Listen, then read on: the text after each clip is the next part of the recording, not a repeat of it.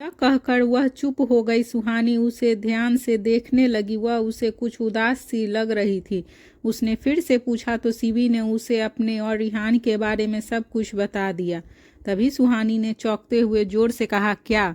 उसने धीरे से कह दिया। फिर सुहानी ने आगे कहा, शिवी अगर तुम कहोगी तो मैं छत से कूद जाऊंगी। रात के 12 बजे अकेले बैठकर हॉरर मूवी भी देख लूंगी, पर मैं तुम्हारे भाई से यह सब नहीं कह सकती।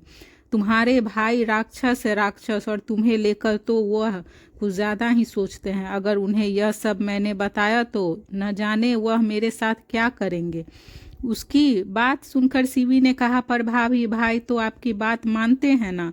यह सुनकर सुहानी ने कहा, जो दिखता है ज़रूरी नहीं कि वही सच हो, और तुम्हारे भाई तो देखते बहुत शरीफ है, इनोसेंट है, पर है तो कुछ और ही।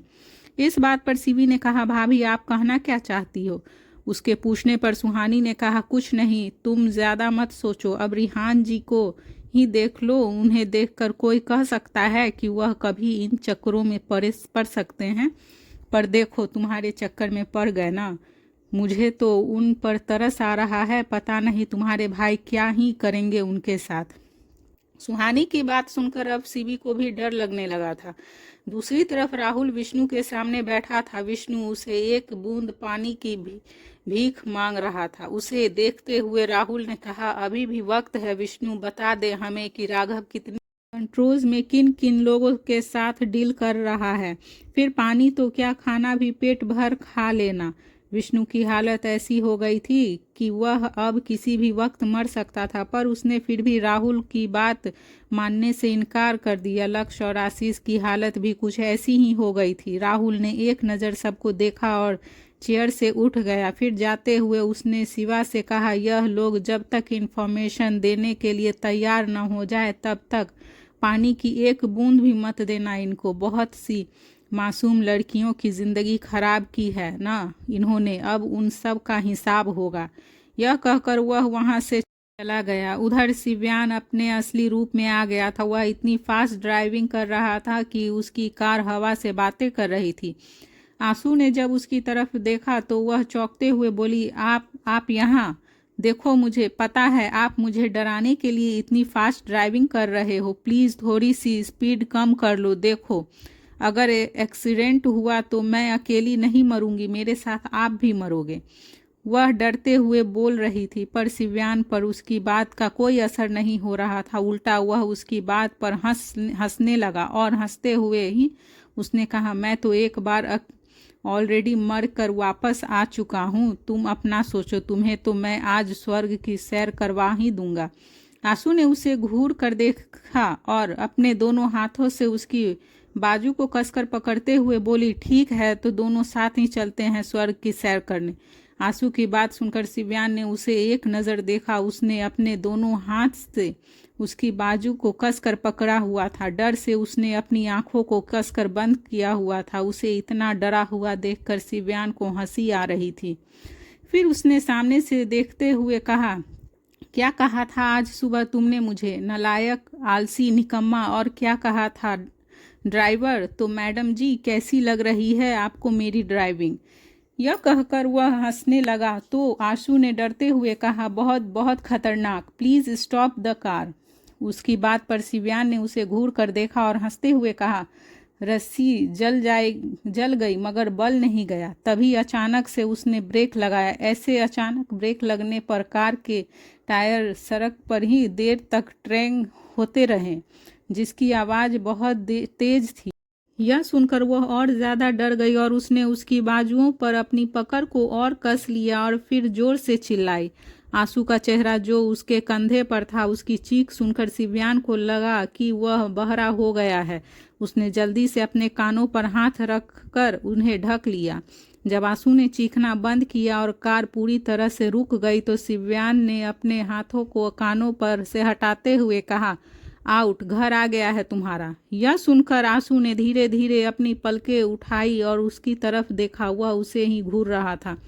फिर वह भी उसे घूरते हुए कार से बाहर आई और जोर से डोर को धक्का देकर बंद किया। तभी सिबियान भी कार से बाहर आया और आशु के एकदम नज़दीक आकर उसकी आंखों में देखते हुए बोला, आज तो छोड़ रहा हूँ, अगर आगे से मुझे परेशान करने के बारे में सोचा भी ना तो सीधा ऊपर पार्सल कर दूंगा। आशु ने भी उसी टोन में कहा, आज जो आपने किया है ना उसका हिसाब तो आपको देना ही पड़ेगा। वे दोनों एक दूसरे को घूरते हुए एक दूसरे की आंखों में देख रहे थे। वे दोनों आगे कुछ कहते कि उससे पहले ही स्वाति वहां आ गई।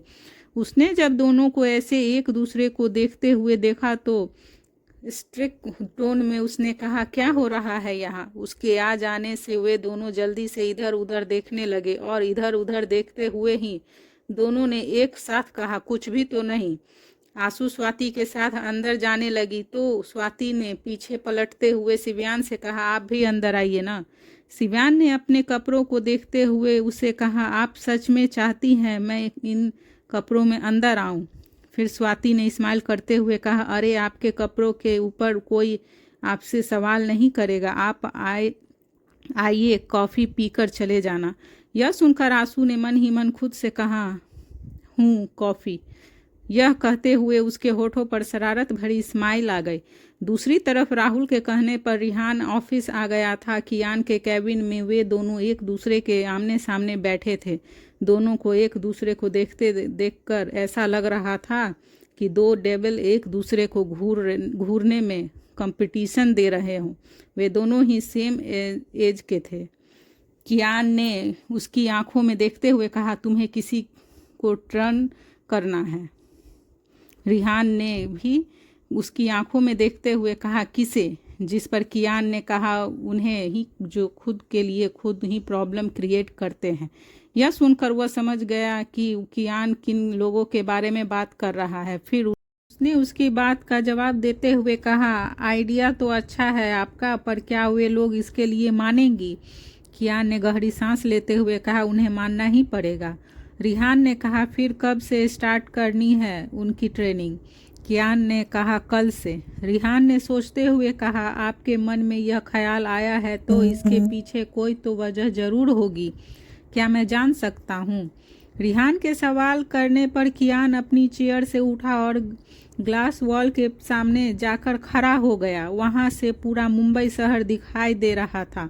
फिर उसने उसकी बाउंड्री पर अपना एक पैर रखा और फिर अपना एक हाथ उस ग्लास वॉल पर रखते हुए कहा, सांप अपने बिल से निकलने लगे हैं, वे कब कहाँ किसे डस ले पता नहीं।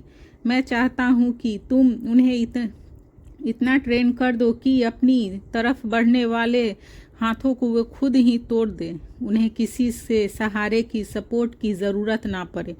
रिहान अभी भी अपने चेयर पर बैठा था और उसकी बातें सुन रहा था। फिर वह उसकी सारी बातें सुनकर खुद को उसकी तरह तारीफ करने से रोक नहीं पाया और अपने मन में ही उसने उसकी तारीफ करते हुए खुद से कहा, यूं ही आपको डेविल नहीं कहते सब, अपनी डेविल जैसी पर्सनैलिटी के साथ डेविल जैसा माइंड भी रखते हैं आप, जिसके माइंड में कब क्या चल रहा है कोई सोच भी नहीं सकता। रिहान उसे टोटली इम्प्रेस था। उसकी लाइफ स्टाइल, उसका माइंड, उसकी पर्सनैलिटी, इन सब से उसे कियान एक परफेक्ट मैन लग रहा था। फिर वह अपनी चेयर से उठा और ओके बोलकर जाने लगा तो कियान ने उसकी तरफ पीठ किए हुए और अपनी काली गहरी आंखों से मुंबई शहर को देखते हुए कहा, क्या तुम्हें मुझे कोई और बात नहीं करनी है? उसके इस सवाल पर रिहान के कैबिन से बाहर आते हुए कदम रुक गए और वह उसके सवाल पर थोड़ा मुस्कुराया और उसने मन में ही खुद से कहा, मैं ये कैसे भूल गया कि जिसे अपने दुश्मनों की इतनी खबर रहती है उसे अपने घर के लोगों की खबर कैसे नहीं होगी। वह पीछे मुड़ा और उसके पास जाकर उसकी ही तरह खड़े होकर ग्लास वॉल से बाहर देखते हुए उसने कहा, जब आपको सब पता है तो आप पूछ क्यों रहे हैं? डायरेक्ट अपना डिसीजन बताइए।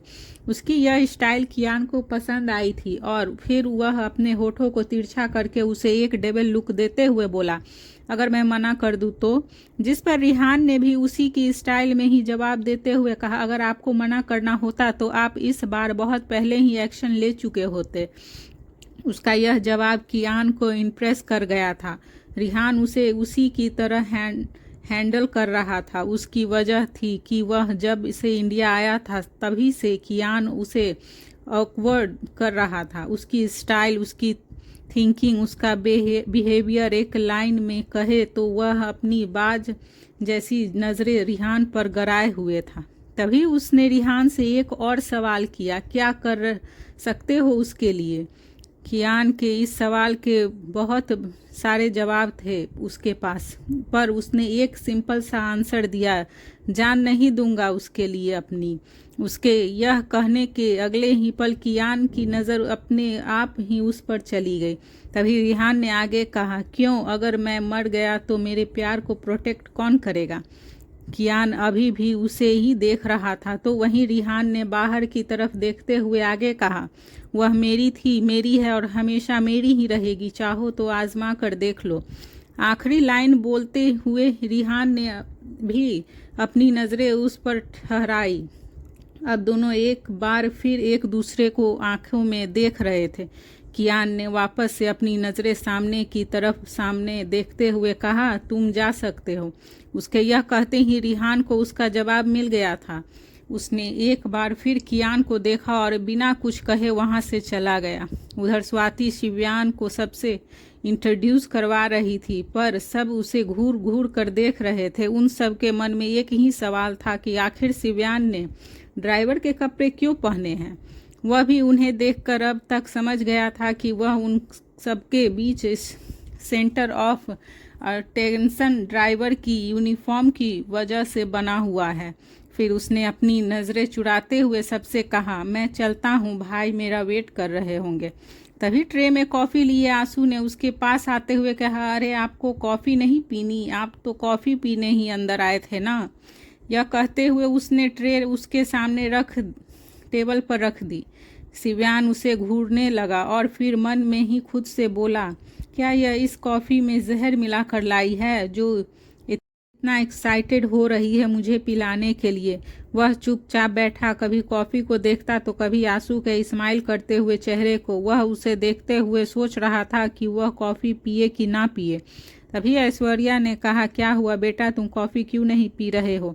वह उनके कहने पर हल्का सा मुस्कुराया और डरते हुए उसने कॉफ़ी का कप उठाया। उसे अभी भी कॉफ़ी को पीने से डर लग रहा था। उसने डरते हुए कॉफ़ी का एक घूंट लिया। जैसे ही उसने कॉफ़ी पी तो उसे ऐसा लगा जैसे किसी ने उसके मुंह में चीनी घोलकर डाल दी हो। वह कॉफ़ी शहद से भी ज़्यादा मीठी थी। उसे ऐसा लग रहा था कि यह कॉफ़ी अगर उसने गले से नीचे उतारी तो वह पक्का डायबिटीज़ का पेशेंट बन जाएगा। तभी उसके मुंह से कॉफ़ी बाहर आ गई। यह सब देखकर आंसू को बहुत मज़ा आ रहा था। शिव्यान की ऐसी हालत उसका मनोरंजन कर रही थी, तो वहीं वह उसे घूर कर देख रहा था। तभी ऐश्वर्या ने जल्दी से कहा, क्या हुआ बेटा, कॉफ़ी अच्छी नहीं लगी? उसकी बात पर शिव्यान ने कहा, आंटी यह बहुत मीठी है, मैं इतनी मीठी कॉफ़ी नहीं पीता।